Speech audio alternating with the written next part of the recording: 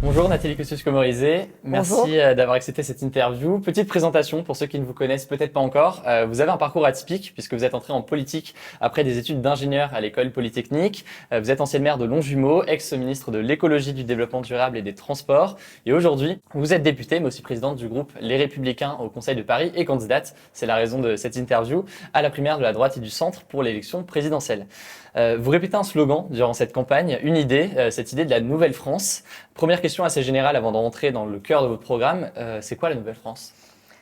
On est dans une grande transformation. Moi, je pense que les transformations, elles n'arrivent pas seulement du fait d'une technologie, elles arrivent quand une technologie rencontre des valeurs. Vous voyez, c'est pas l'imprimerie qui a changé le monde, c'est la rencontre entre l'imprimerie et le mouvement des Lumières.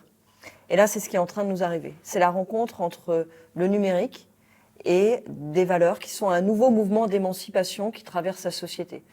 On ne croit pas trop en l'État, on a envie de se donner les moyens de réussir sa vie, on a envie de se prendre en main, on a envie de nouvelles libertés. C'est ça qui est en train de se passer. Donc c'est une nouvelle société, en quelque sorte, qui est en plein bouillonnement, des transformations qui traversent la société, l'économie.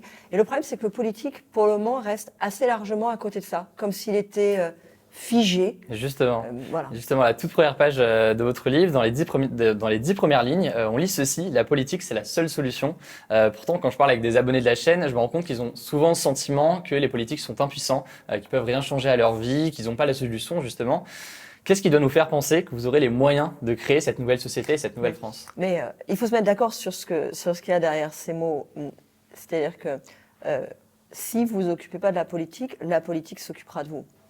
Donc voilà, on vit dans une société démocratique, faut s'investir. Faut s'investir pour dire ce qu'on veut, c'est important. En revanche, il ne faut pas que le politique continue à faire les choses comme avant, c'est-à-dire à penser qu'il peut tout régenter, qu'il va vous dire ce que vous allez faire, comment vous allez le faire.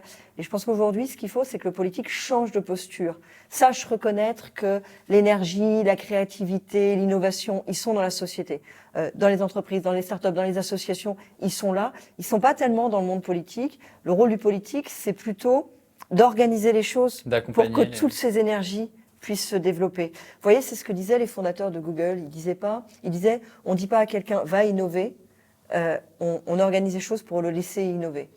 Et je pense que c'est ça qu'il faudrait trouver aujourd'hui dans la posture du politique. C'est pas zéro politique. S'il y a zéro politique, en fait, il y en aura toujours, et c'est pas ce qu'on veut.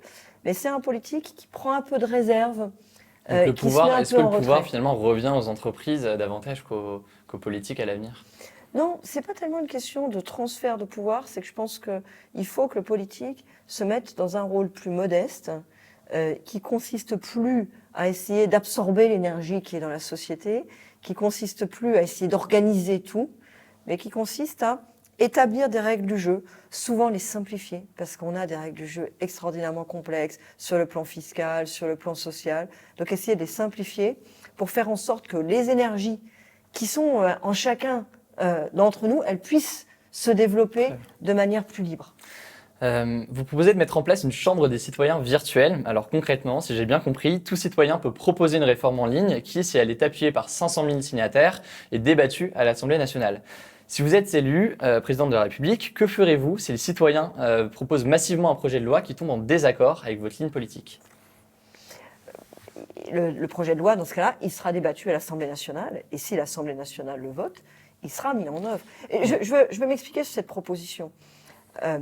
Aujourd'hui, il y a une espèce de déconnexion entre le rythme et la façon dont fonctionne la société et le rythme et la façon dont fonctionne la politique.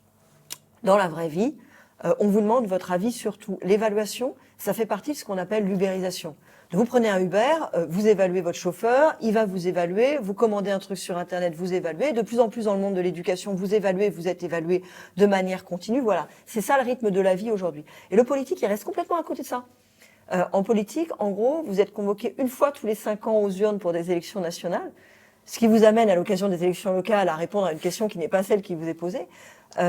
Et vous avez l'impression qu'entre deux élections majeures, vous n'êtes pas sollicité. Et ça donne ce qu'on a vu avec la loi travail. C'est-à-dire 1 million de personnes sur change.org qui signent une pétition sur un texte qui ne sera même pas débattu à l'Assemblée nationale parce que le gouvernement a utilisé le 49.3. Mais là, en l'occurrence... Moi, ce que je veux, c'est que le citoyen puisse en fait s'impliquer, participer entre deux élections majeures. C'est pas de la démocratie directe que je propose. C'est comme un module de démocratie participative qu'on plug sur la démocratie représentative. On reste en démocratie représentative. Mais vous dites que l'Assemblée nationale aura le dernier mot. Mais le problème, c'est que justement, on sait très bien qu'après les élections présidentielles, il y a les élections législatives. Et si jamais vous êtes élu présidente, vous aurez une majorité a priori à l'Assemblée nationale. Et donc, que ce soit l'Assemblée nationale ou vous, finalement, ce sera la même chose. Bah, vous voyez, c'est pas comme ça que ça se serait passé sur la loi travail si ma loi avait existé.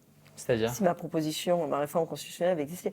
Bah, vous aviez 1 million de Français qui ont signé sur change.org une loi d'abrogation, en fait, qui refusait la loi travail. Or, le gouvernement avait utilisé le 49.3. Donc, le texte de la loi travail n'a même pas été débattu à l'Assemblée. Si on avait eu une Chambre des citoyens, il y aurait eu un débat à l'Assemblée. Et moi, je ne suis pas sûre qu'elle aurait été votée.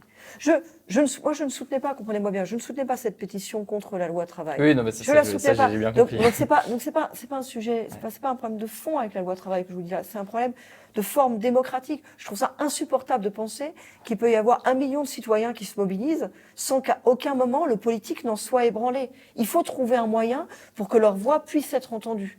Alors, pas de manière direct comme en Suisse, parce que les référendums tout le temps, à mon avis, c'est pas vrai. Ça va être compliqué dans un pays comme la France qui porte une part de violence politique aussi. Mais un moyen que, quand il parle fort, le citoyen puisse trouver un écho à sa voix dans le monde politique. L'une de vos propositions pour les jeunes, c'est un service national court dont vous ne précisez pas vraiment le contenu. En tout cas, dans votre programme, j'ai pas eu énormément d'informations. Le service national a été aboli par Jacques Chirac en 97. Qu'est-ce qu'une idée enterrée il y a près de 20 ans viendrait faire dans un projet de Nouvelle-France ? C'est pas la même chose en fait. Moi, j'ai fait un service militaire. Parce que j'étais dans une école dans laquelle à l'époque on faisait un service militaire, donc ça paraît une curiosité, parce qu'en plus je suis une fille, mais j'ai fait un service militaire. Et j'ai trouvé que c'était intéressant. Moi, ça m'a beaucoup apporté. Je trouvais qu'humainement, c'était très intéressant. Ceci dit, aujourd'hui, ce serait plus possible de refaire ce qu'on faisait à l'époque. C'était 1 an incorporé totalement dans l'armée. Enfin, aujourd'hui, ce serait plus possible. Qu'est-ce que vous proposez alors aujourd'hui ? En revanche, moi, je pense qu'on a besoin de plus que les 3 jours. Enfin, le 3 jours, c'est-à-dire la journée, parce qu'en fait, c'est même plus les 3 jours.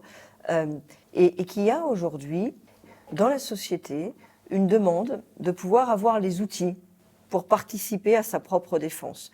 Je l'ai vu après les attentats, notamment du Bataclan à Paris. Après les attentats du 13 novembre, on a vu un afflux de citoyens dans les cours de protection civile pour apprendre les gestes qui sauvent, dans les cours aussi d'arts martiaux, de self-défense. Il y a une demande, et je pense que ça participe de la résilience de la société en quoi face au terrorisme et face aux menaces. Ce service national, qu'est-ce qu'on ferait ? Alors, c'est combien de temps et Alors, ce serait sur une période courte, parce que l'idée, c'est que ça puisse tenir pendant l'été. Quelques jours, quelques semaines ? Non, c'est 2 mois. L'idée, c'est que ça puisse tenir pendant l'été. L'idée, c'est que ça vous casse pas, si vous voulez, votre cycle d'études. Donc, il faut que ça tienne pendant 2 mois. Et puis, par ailleurs, il y a une dimension pratique, c'est qu'on a vendu les casernes. Si vous le faites tenir sur la période d'été, vous pouvez utiliser un certain nombre de lieux qui ne sont pas utilisés pendant l'été. Donc, on n'a pas besoin de racheter, de réorganiser des casernes comme il faudrait. Mais on y fait quoi concrètement Et donc, on y fait 3 choses. On y fait 3 choses en 2 mois. On apprend des rudiments, des gestes qui sauvent. Donc, toute cette dimension de protection civile, de comment avoir les bonnes réactions. On apprend des rudiments, des gestes qui défendent. Donc, c'est en quelque sorte une préparation à la réserve opérationnelle. Parce qu'on parle beaucoup aujourd'hui de demander aux gens de s'investir dans la réserve opérationnelle. Mais quand vous n'avez pas du tout de culture militaire, de proximité avec ce milieu-là, c'est pas évident d'aller vers ça. Donc c'est une forme de préparation à ça, de sensibilisation à ça. Et puis, il y a une espèce de tronc commun sur les valeurs républicaines. C'est une façon aussi de passer au tapis une génération. J'aimerais qu'on parle de votre projet. Et c'est pour garçons et filles. Hein. D'accord, oui, ça me semble. J'aimerais qu'on parle de votre projet. Ça va mieux en le précisant, parce que mon temps, moi, j'étais une curiosité, il n'y avait que les garçons, quand même. Effectivement. J'aimerais qu'on parle de votre projet pour l'école, en parlant de faits. Selon un rapport de l'OCDE, la France est le pays dans lequel l'origine sociale a le poids le plus fort dans la réussite scolaire des élèves. Votre première proposition pour l'éducation dans votre programme, c'est rétablir l'autorité à l'école. En quoi l'autorité peut combler ces inégalités ? En fait, aujourd'hui, on est dans un système qui est profondément inégalitaire. Pourquoi ? Parce que quand il n'y a pas d'autorité, quand les enseignements des savoirs fondamentaux sont défaillants, c'est ce qu'on appelle le capital social qui prend le relais. C'est-à-dire qu'en gros, si vous avez... C'est pas seulement une question financière.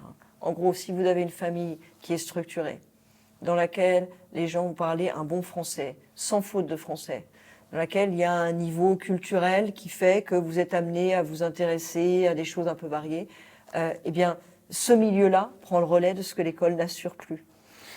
Et c'est profondément injuste. Ce que je veux dire, c'est que quand il n'y a pas d'autorité à l'école, quand il n'y a pas d'apprentissage suffisant des fondamentaux, en fait, les inégalités se creusent parce qu'il y en a qui trouveront ça à la maison. Et il y en a qui ne le trouveront pas à la maison. Et je vous prends un exemple très concret. Le nombre d'heures de français. Vous additionnez le nombre d'heures de français entre primaire et collège. Eh bien, en 1976, il y en avait 2800 heures. Aujourd'hui, il y a 600 heures de moins. C'est-à-dire, c'est comme si on vous demandait, en fin de cinquième, d'avoir un niveau de fin de troisième. Il y a 600 heures de moins, alors que moi, j'aurais tendance à dire que dans un monde qui bouge tellement vite, on a justement besoin d'être fort sur les fondamentaux.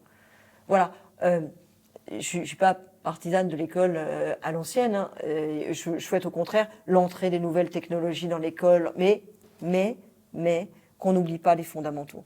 Pour moi, l'école moderne, c'est pas une école, c'est une école qui utilise toutes les nouvelles technologies, toutes les nouvelles pédagogies. Je veux par exemple qu'on puisse tester, expérimenter des nouvelles pédagogies, ce qu'on ne peut pas aujourd'hui du tout dans l'éducation nationale. Les profs qui expérimentent des nouvelles pédagogies se font vraiment saquer. Donc je veux vraiment qu'on puisse utiliser toutes les innovations, mais sans perdre de vue les fondamentaux. Et dans les fondamentaux, il y a l'autorité. Parce qu'en fait, l'école, c'est un âge où on passe son temps à essayer de voir jusqu'où on peut ne pas aller trop loin. Ça compte. Un autre sujet qui touche beaucoup les jeunes, c'est en fait la première préoccupation, si on en croit les sondages auprès des jeunes, c'est celui du logement et la difficulté à en trouver un décent et abordable, particulièrement dans les grandes villes. C'est une question que je vais poser à tous les candidats. Ma question, elle est toute simple.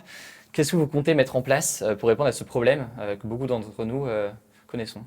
Une politique de construction. Il n'y a pas de solution juste en gardant le parc tel qu'il est et en transférant, en fait, en changeant les logements d'affectation. Je m'explique. C'est ce qu'ont fait les socialistes depuis 5 ans. C'est un sujet que je connais bien. J'ai été ministre du Logement. Depuis 5 ans, qu'est-ce qu'ils ont fait? En fait, ils ont laissé tomber, enfin, ils ont arrêté, ils ont donné un coup d'arrêt à la construction, notamment à travers la loi Duflot, par toutes sortes de mesures qui font qu'aujourd'hui, c'est beaucoup moins attractif, beaucoup plus compliqué de construire. Donc, il y a moins de mise en chantier, il y a moins de nouveaux logements. Et en revanche, sur une ville comme Paris, ils font des transferts de logements d'une catégorie dans l'autre. Donc, ils rachètent, par exemple, des logements dans le parc qu'on appelle intermédiaire, et il les labellise logement social. Enfin, si vous voulez, il y a toujours le même nombre de personnes à loger, et même de plus en plus. Donc, transférer les logements d'une catégorie dans l'autre, ça résout pas le problème de la crise du logement. La seule solution, c'est de trouver un moyen de libérer la construction. Et c'est absolument le contraire de ce qui a été fait jusqu'à maintenant. On va parler d'économie maintenant. Dans votre projet économique, le numérique occupe une place centrale. On voit aujourd'hui l'économie être bouleversée, des usines ferment, de nombreux emplois sont détruits. L'usine d'Alstom est l'un des derniers exemples dans l'actualité. D'ici à 2025, on anticipe que 3 millions d'emplois seront détruits par le numérique, remplacés par des robots ou des ordinateurs. Qu'est-ce que vous comptez faire pour ces millions de personnes, et des jeunes notamment, qui risquent de se retrouver au chômage? Alors d'abord, moi je compte surtout éviter de rééditer la grande erreur qu'on a faite au moment de la robotisation. Qu'est-ce qui s'est passé? Vous vous souvenez pas? C'était dans les années 70-80.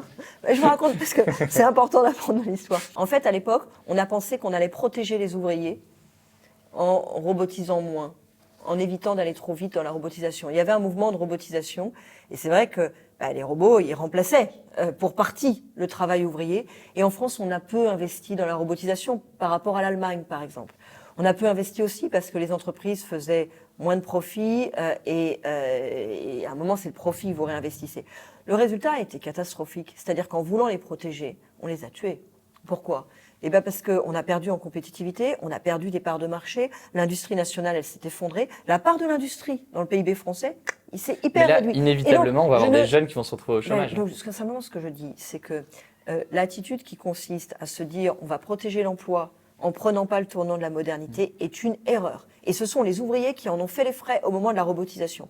Aujourd'hui, il arrive avec les salariés, avec les cadres, il se pose la question avec les salariés, avec les cadres, qui se posait avec les ouvriers dans les années 70-80. La plupart des professions intellectuelles sont ubérisables. Une profession intellectuelle répétitive, aujourd'hui, avocat, notaire, elle est ubérisable. La banque, l'assurance, tout ça, c'est ubérisable. on ne peut pas rééditer l'erreur des années 70-80, de se dire, allez, si on freine vis-à-vis du numérique, on va conserver nos emplois plus longtemps. Pourquoi? Parce que dans ce cas-là, on perd en compétitivité. Même cause, même effet. On perd en compétitivité. Les nouveaux modèles se créent ailleurs, donc les nouveaux emplois qui vont avec ces nouveaux modèles se créent ailleurs, et nous, on perd nos emplois. Après, je vous dis pas que c'est facile. C'est-à-dire qu'en effet, oui, vous avez des emplois dans certaines filières qui vont disparaître. Et vous avez tout un travail de reconversion, de formation, d'accompagnement à mener. Moi, je crois qu'aujourd'hui, la formation, ça devrait être une grande politique publique, ça devrait être une grande politique nationale, pas forcément publique, nationale. D'ailleurs, c'est un sujet dont je regrette qu'il n'ait pas été présent jusqu'à maintenant dans la primaire. Pour moi, c'est un sujet majeur dans un monde en pleine transformation. La question, c'est pas de freiner pour que la transformation se fasse pas, elle est en train de se faire. C'est pas une option, c'est pas un choix, c'est bien, c'est mal, c'est pas le sujet, c'est en train de se faire. La question, c'est d'accompagner pour que ça se passe pour le meilleur. Une transformation, c'est comme une crise, c'est à la fois des opportunités et des risques. C'est des chances et des menaces. Le rôle du politique, c'est pas de disserter à l'infini pour savoir si c'est plus l'un ou plus l'autre.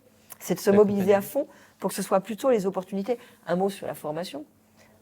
C'est 32 milliards la formation par an. Aujourd'hui, la formation, elle profite massivement à des salariés qui sont déjà bien insérés dans le monde du travail, des grosses boîtes et des CSP+. C'est-à-dire que l'argent de la formation, il est particulièrement fléché sur ceux qui en ont le moins besoin. Il faut le réorienter sur les jeunes, il faut le réorienter sur les chômeurs, il faut le réorienter sur les PME. Et c'est faisable. Pourquoi? Parce que les organismes de formation, ils sont conventionnés avec l'État. Si l'État exerçait un petit peu mieux sa tutelle, si l'État, au moment de signer les conventions, avait des exigences sur qui bénéficie, des exigences plus fortes, et puis sur la qualité des formations aussi, ça se passerait mieux. 32 milliards, c'est énorme.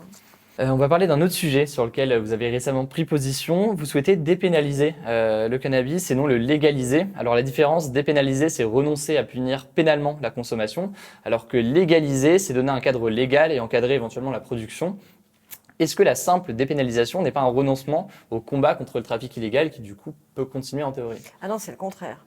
Pour moi, c'est le contraire. Parce que nous, on pourrait penser que la légalisation, on prend en main la production et du coup, il n'y a plus de trafic illégal. Bon, moi, je pars du constat, en tout cas, qu'aujourd'hui, ça ne marche pas. Oui, aujourd'hui, ça ne marche pas. Vous avez aujourd'hui une lutte contre les trafics qui se fait, mais enfin qui reste difficile et insuffisante d'une certaine manière. Oui, insuffisante. On regarde de l'ampleur du phénomène. Puis surtout, vous avez une consommation qui est là et qui est plutôt croissante, notamment dans la jeunesse.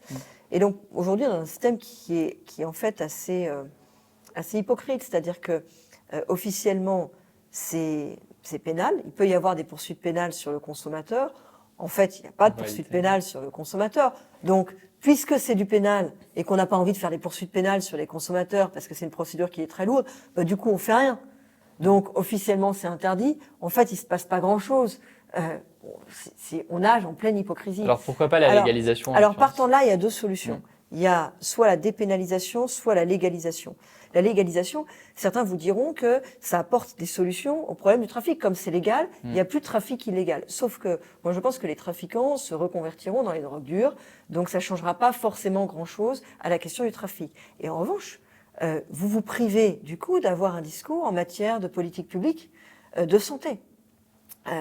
Le cannabis, la consommation importante de cannabis pose des problèmes en matière de santé, en matière d'apprentissage, en matière de concentration. Moi, je veux qu'on continue à pouvoir le dire, qu'on continue à pouvoir enseigner, à pouvoir envoyer des signaux là-dessus, notamment à la jeunesse. L'intérêt de la dépénalisation, c'est que vous n'êtes plus en poursuite pénale pour la consommation, vous êtes en contravention. Donc, vous sortez d'une forme d'hypocrisie. Aujourd'hui, en théorie, il y a des poursuites pénales, en fait, elles ne sont pas appliquées. Vous mettez en œuvre des contraventions. Donc, vous pouvez tenir un discours qui est un discours de prévention avec des signaux qui sont envoyés et qui sont véritablement appliqués. On sort de cette espèce d'hypocrisie où on dit c'est interdit et on poursuit pas. Là, on dit c'est interdit, on poursuit pas parce qu'on n'est plus en pénal. En revanche, il y a des contraventions et il y a la possibilité d'avoir véritablement une politique de prévention. J'aimerais finir cette interview en parlant de deux sujets extrêmement importants, la sécurité et le terrorisme. Dans votre livre, vous martelez que suite aux attaques terroristes de Paris et de Nice, la France est en guerre, sauf que normalement, lorsqu'on est en guerre, il y a une déclaration de guerre qui est dirigée contre un ennemi. Contre quoi la France doit-elle se battre en priorité? Est-ce que c'est contre un ennemi extérieur? Est-ce que c'est contre un ennemi intérieur? Et est-ce qu'elle doit avant tout se battre contre des idées? Moi, je pense que l'ennemi, je pense que le front, il est d'abord chez nous. Ce qui ne veut pas dire qu'il n'y a rien à faire sur le terrain en Syrie. Hein. Ce n'est pas du tout ce que je suis en train de dire. Mais je pense qu'on ferait une erreur si on ne se concentrait que sur ce qui se passe là-bas. Et il faut bien considérer que le front, il est chez nous. Et c'est le sens de la proposition de loi que j'ai déposée sur la mise hors la loi du salafisme et qui a été débattue là à l'Assemblée nationale. C'est que je trouve qu'on parle beaucoup, et on a raison, évidemment, de la lutte contre les terroristes, le terrorisme. Mais il faut aussi se poser la question de savoir ce qui se passe en amont. Sur quoi ces dérives prospèrent? Sur quel terreau? Ils prospèrent sur le terreau de la radicalisation politico-religieuse. Or, aujourd'hui, notre système est mal fait pour pouvoir y répondre. En gros, aujourd'hui, il faut attendre qu'il y ait un appel au meurtre, qu'il y ait un appel au terrorisme, pour pouvoir intervenir. Aujourd'hui, vous pouvez avoir des prêches qui, par exemple, prêchent l'inégalité entre les hommes et les femmes, qui vous dit que la femme est moitié moins que l'homme. Vous pouvez avoir le fameux imam de Brest qui explique à des enfants que s'ils dansent et ils chantent, ils vont se transformer en cochons. Ça, aujourd'hui, c'est possible, c'est légal. Moi, je pense que c'est un problème. Je pense qu'on ne doit pas pouvoir se draper dans la religion pour enseigner n'importe quoi et pour appeler toute une partie de la communauté nationale à une forme de ségrégation identitaire, à faire sécession en quelque sorte. Vous savez, tout ce discours sur les mécréants et on ne veut pas les toucher. Je pense que nous ne pouvons pas rester les bras croisés face à ces idéologies qui se développent dans la société. Et c'est la raison pour laquelle je souhaite qu'on puisse mettre hors la loi le salafisme, en fait, qu'on puisse dire clairement en matière d'islam de France ce que nous ne voulons pas. Ce que nous ne voulons pas, c'est la radicalisation politico-religieuse. C'est les discours de sécession avec la communauté nationale. Mais il y a un pendant. C'est ce que nous voulons. On ne peut pas juste dire ce qu'on ne veut pas. Il faut aussi inciter à ce qu'on veut. Et ce qu'on veut, c'est un islam de France qui permette à chacun de pratiquer sa religion dans la dignité, dans le respect des lois de la République. Et notamment, ça veut dire des moyens. Des moyens pour pouvoir enfin mettre fin au financement étranger, qu'on sorte de cette hypocrisie dans laquelle les ministres de l'Intérieur, de droite et de gauche, depuis des années, nous disent qu'ils veulent un islam de France et qu'ils veulent couper les financements étrangers, et en fait ne le font pas. Pourquoi? Parce que pour couper les financements étrangers, il faut avoir des financements nationaux. C'est la raison pour laquelle, par exemple, je propose une redevance sur le halal, une redevance qui est un système qui existe dans la communauté juive, ça existe sur le kasher, une redevance qui est prélevée par la communauté. Sur le halal, qui est un marché de 6 milliards, donc avec une redevance à un taux faible, on peut prélever des vraies ressources pour pouvoir enfin financer un islam de France et couper les influences étrangères.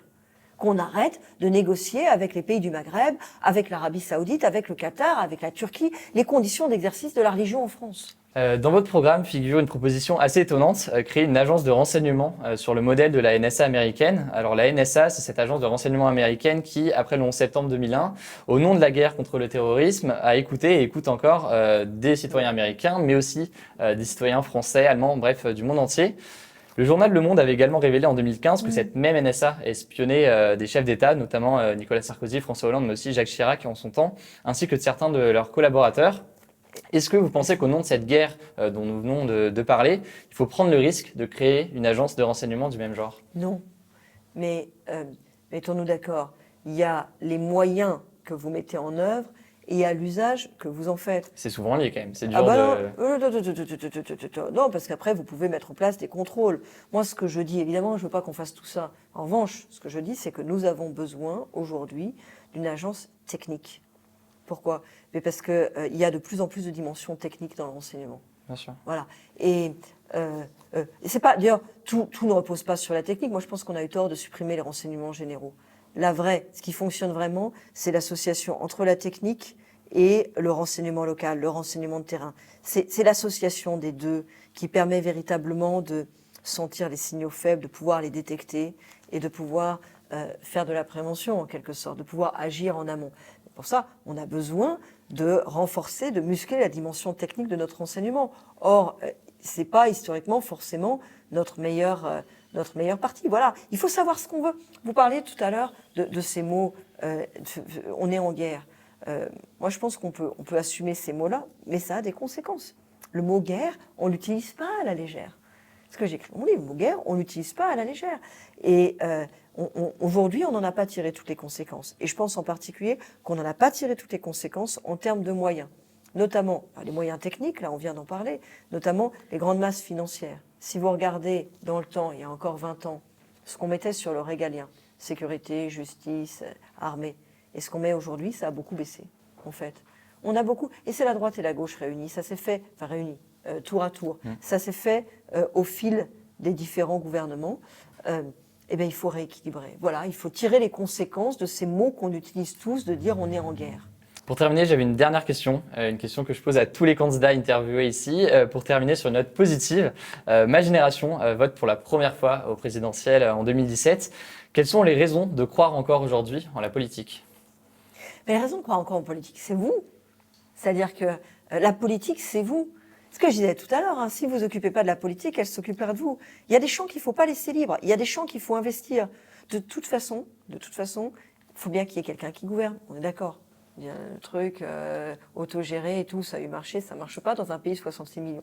Donc de toute façon, il y a une forme de pouvoir. On peut critiquer les formes du pouvoir, mais enfin de toute façon, il y a quelqu'un qui émerge du système démocratique, il y a une équipe, si vous l'investissez pas, ce sera les autres. Voilà, si vous vous occupez pas de la politique, elle s'occupera de vous, donc allez-y.